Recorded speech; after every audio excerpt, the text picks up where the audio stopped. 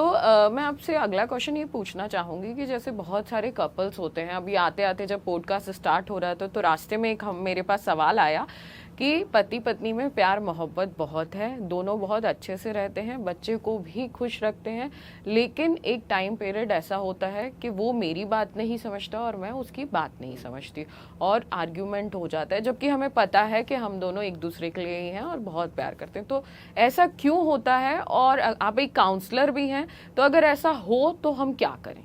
हाँ, देखिए क्यों होता है का जवाब मेरे पास तो सब एस्ट्रोलॉजिकली चीज़ें भी हैं और नॉर्मल भी हैं काउंसलिंग के बेस पर। एक साइकोलॉजी जो होती है हर इंसान की कि आपके थॉट प्रोसेस पे ही सब कुछ डिपेंड करता है।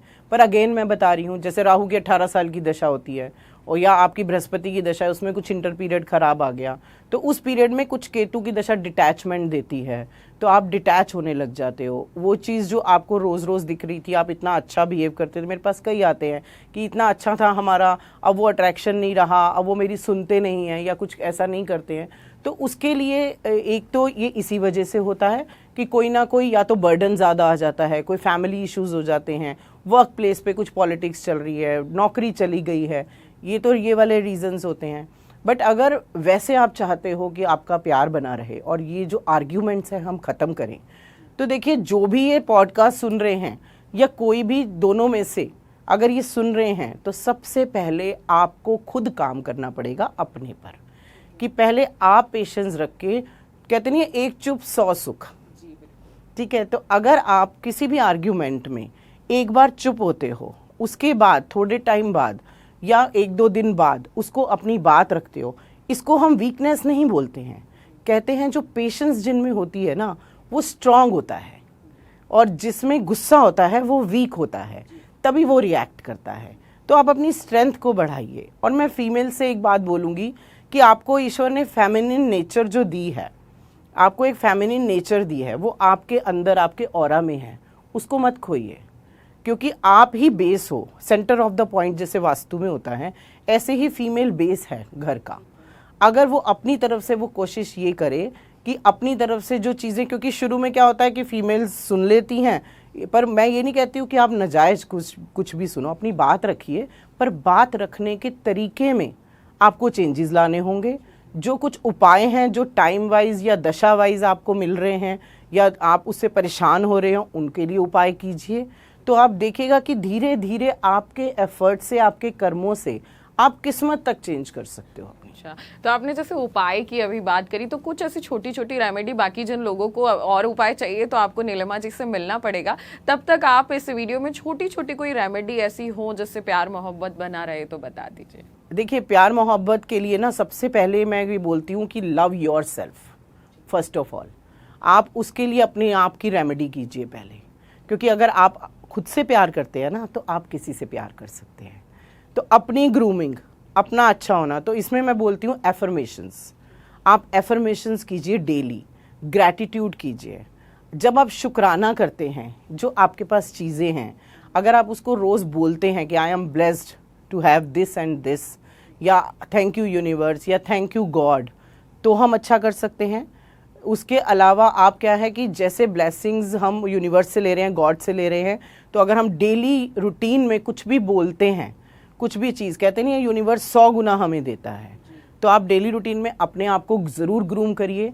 मिरर में देखकर एक रेमेडी होती है, मिरर रिफ्लेक्शन है एक्सपेंशन का। कोई भी चीज़ हम मिरर में देखते हैं रिफ्लेक्ट होती है और वो एक्सपेंड करती है। अगर आप मिरर में देखकर डेली आप रेडी होते हैं, स्माइल करते हैं, वो ही रिफ्लेक्ट होकर एक्सपेंशन देती है।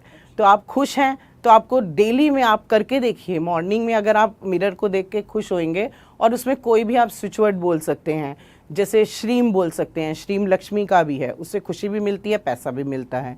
आप काउंट डिवाइन काउंट बोल सकते हैं, यानी डिवाइन की आपको ब्लेसिंग्स मिलती हैं।